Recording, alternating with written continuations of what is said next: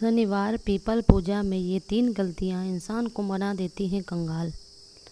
दोस्तों, आज की वीडियो में हम बात करेंगे 3 ऐसे दोषों के बारे में, जो 3 ऐसी गलतियों के बारे में कि जो जब भी हम पीपल पूजा करते हैं, क्योंकि देखिए कहा जाता है पीपल में माँ लक्ष्मी का वास है, श्री हरि विष्णु का वास है, शनि देव का वास है और समस्त देवी देवताएं पीपल के अंदर निवास करते हैं।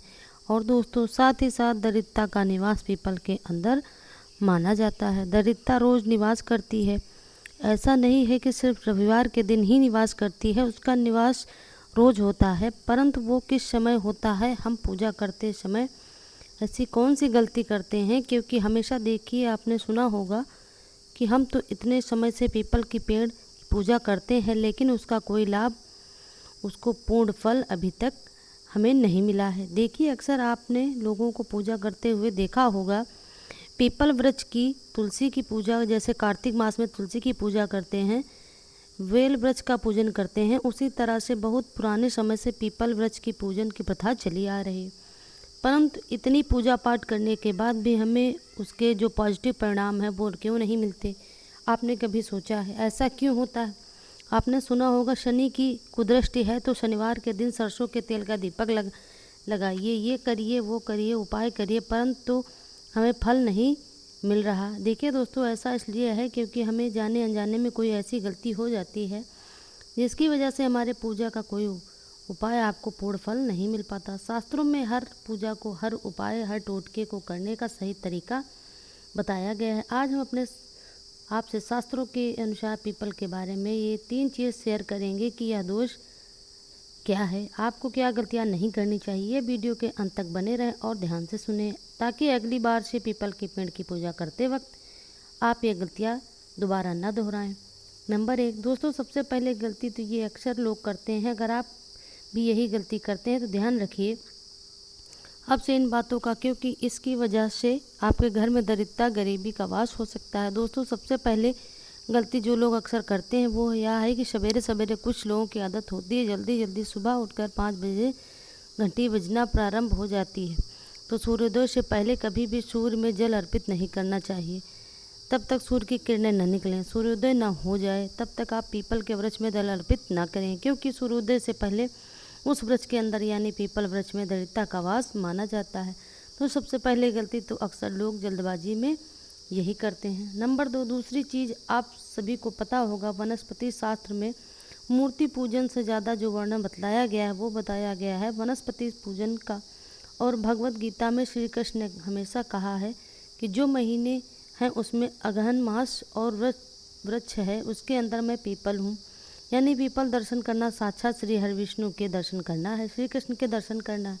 तो देखिए, जब भी आप, क्योंकि कुछ लोग विशेष तौर पर शनिवार के दिन ही पीपल का पूजन करते हैं, कुछ लोग रोजाना पूजन करते हैं, तो दर्शन करना अर्थात पीपल के दर्शन करने का मतलब है श्री कृष्ण का दर्शन करना। जब भी आप पीपल में जल अर्पित करते हो, वैसे तो कुछ लोग शनिवार के दिन ही करते हैं, जल अर्पित करने के बाद कुछ लोगों को अपने ने ज़रूर देखा होगा पीपल की जड़ों में उन्हें दबाते हुए, थोड़ा सा हम जैसे हम भगवान के पैर दबाते हैं ठीक उसी तरह कुछ लोग पीपल की जड़ों को दबाते हैं, तो कुछ लोग उन्हें टच करके मतलब गले लगाते हैं। तो हमेशा कहा जाता है जब भी आप तुलसी पूजन करें या किसी भी वृक्ष का पूजन करें तो उसे छुएं जरूर, अपने हाथों में उसका तना छू सकते हैं जो भी आपके अंदर, क्योंकि इसकी वाइब्रेशन होती है आपकी पूरी बॉडी की। आप जब हाथ उस वृक्ष को छूते हैं तो अपने मनों की कामना कहते हैं, ऐसी कोई भी आपकी मनोकामना नहीं है जो भगवान पूर्ण न करें। तो इसलिए जब भी तुलसी पूजन किया जाता है तो कहते हैं कि तुलसी को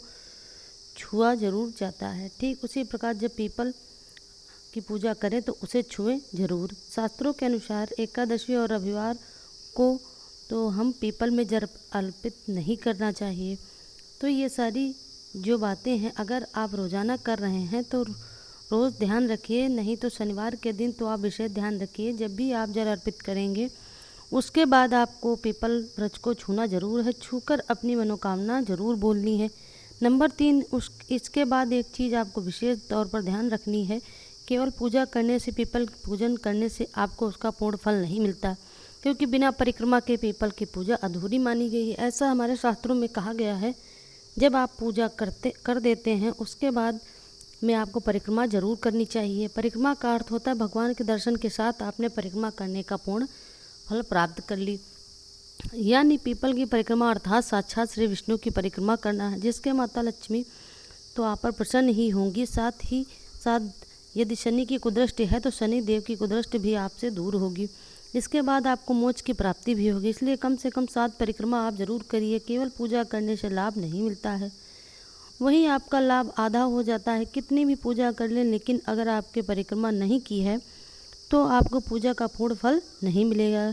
किसी भी दैविक वृक्ष की जब हम पूजा करते हैं तो भले ही आप 7 परिक्रमा करें, पर परिक्रमा जरूर करें, क्योंकि इससे आपको पूजा का पूर्ण फल मिलेगा। इसके बाद एक गलती जो लोग अक्सर भूल चूक वश ही कर देते हैं, वो ये है कि कई बार हम परिक्रमा करते समय गलती से ये करते हैं कि क्योंकि 10:30 तक ही हरि विष्णु का वास माना जाता है, 10:30 बजे के बाद उनका समय खत्म हो जाता है, पितरों का समय शुरू हो जाता है। तो कोशिश करिए 10:30 बजे पहले पूजन कर लीजिए, जल अर्पित कर दीजिए और परिक्रमा कर लीजिए, क्योंकि उसके बाद पितरों का वास शुरू हो जाता है। उसके बाद वृक्ष की परिक्रमा नहीं की जाती है। एक चीज़ का विशेष ध्यान रखिएगा कि अक्सर हम लोग देखते हैं बड़े बड़े शहरों में कि वृक्ष नहीं मिलता है तो लोग गमलों में लगाकर ही पूजन शुरू कर देते हैं। ये तो गलती आपको कभी नहीं करनी है। पीपल दैवी वृक्ष है। पीपल जो सबसे पुराना वृक्ष होता है वह, और शास्त्रों में स्कंद पुराण में पीपल वृक्ष को कल्प वृक्ष भी बतलाया गया है। यदि आपके पास स्कंद पुराण है तो उसमें ज़रूर पढ़ के देख लीजिए, क्योंकि ये छोटी छोटी गलतियाँ जो लोग अक्सर भूलवश में कर दिया करते हैं, इसलिए आगे से इन सब गलतियों को ध्यान में रखकर ही पीपल की पूजा करना।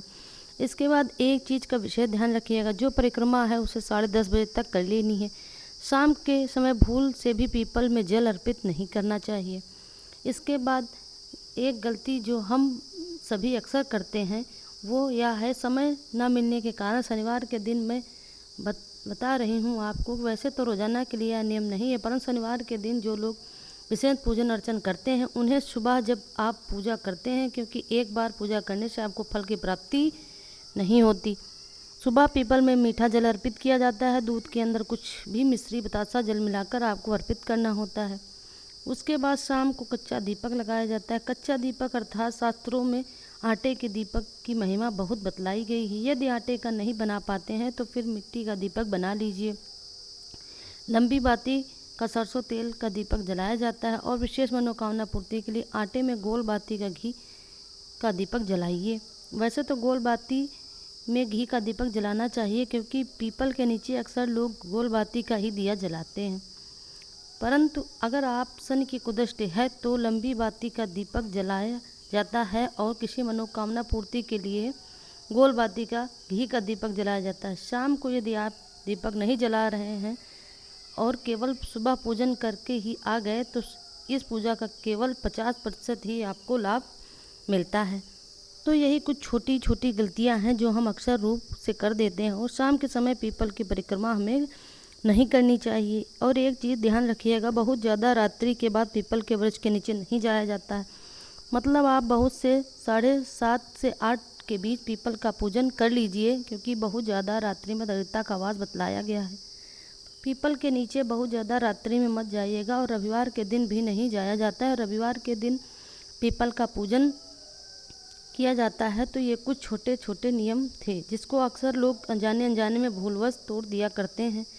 तो आप इन नियमों का ध्यान में रखकर ही पीपल का पूजन करें, जिससे आपकी हर मनोकामना पूर्ण होगी। जय हरि विष्णु। धन्यवाद।